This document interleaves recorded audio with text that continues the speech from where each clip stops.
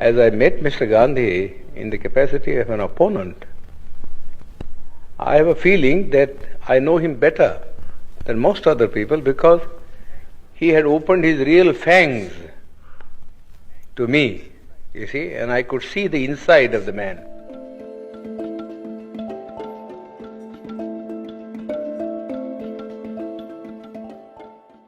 You see, while others who generally went there as devotees, you see, saw nothing of him except the external appearance which he had put up as a Mahatma, you see.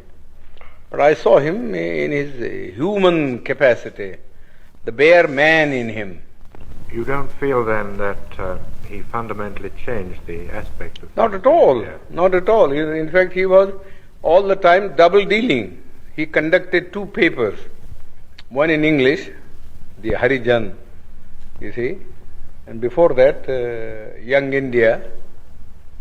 And in Gujarati, he conducted another paper, you see, which is called the Deen Bandhu or something like that. Now, if you read the two papers, you will see how Mr. Gandhi was deceiving the people.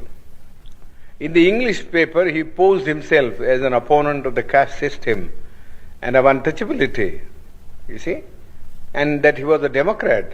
But if you read his Gujarati magazine, you see, you will see him a more orthodox man. He has been supporting the caste system, the Varnashram Dharma, and all the orthodox dogmas, you see, which have kept India down, you see, all through ages. In fact, somebody ought to write Mr. Gandhi's biography by making a comparative study of the statements made by Mr. Gandhi in his Harijan and the statements made by Mr. Gandhi in this Gujarati paper. The Western world only reads, you see, the English paper, where Mr. Gandhi, in order to keep himself, you see, in the esteem of the Western people who believe in democracy, was advocating democratic ideals, you see. But you got to see also what he actually taught to the people in his vernacular paper. Nobody seems to have made any reference. All the biographies that have been written of him, you see, are based upon his Harijan, you see, and the Young India, but not upon the Gujarati writings of Mr. Gandhi.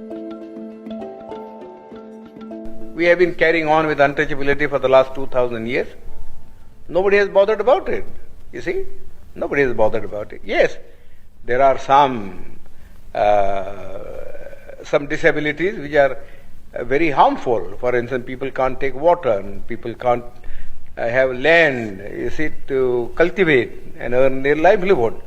But the other things which are far more important, you see, namely that they should have the same status, you see, in the country, and that they should have the opportunity to hold high offices, so that not only their dignity will rise, but also they will get what I call strategic positions from which they could protect their own people. Mr. Gandhi was totally opposed.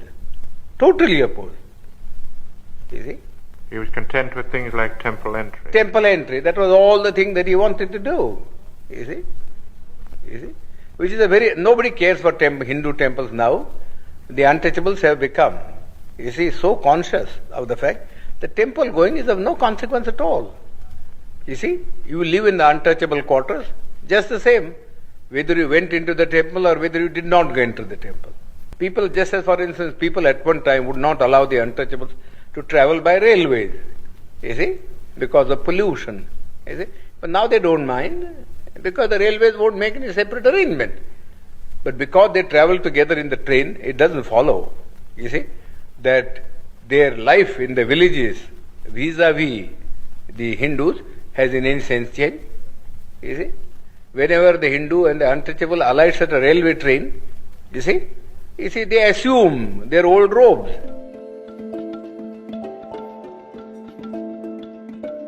I do not know how suddenly Mr. Attlee agreed, you see, to give independence.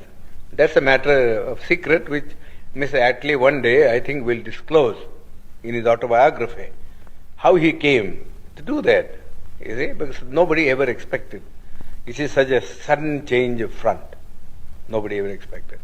It seems to me, from the analysis that I make about it, there are two things which I think led, to the Labour Party to take this decision.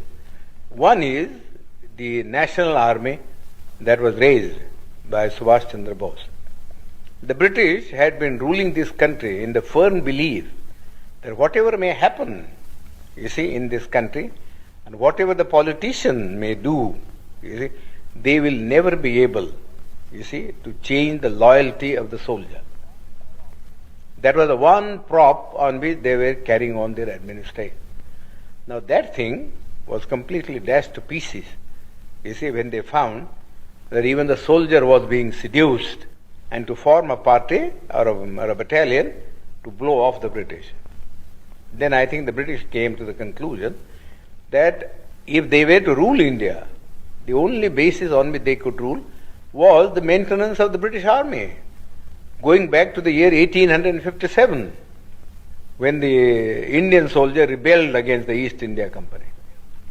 And they found that it would never be possible for the British to supply India with enough European troops to keep their hold on it.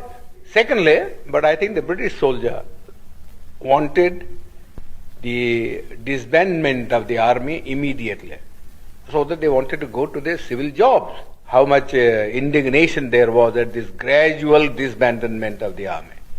Because those who were not disbanded felt that those who were disbanded were going to take their jobs. What's going to happen to them? You see?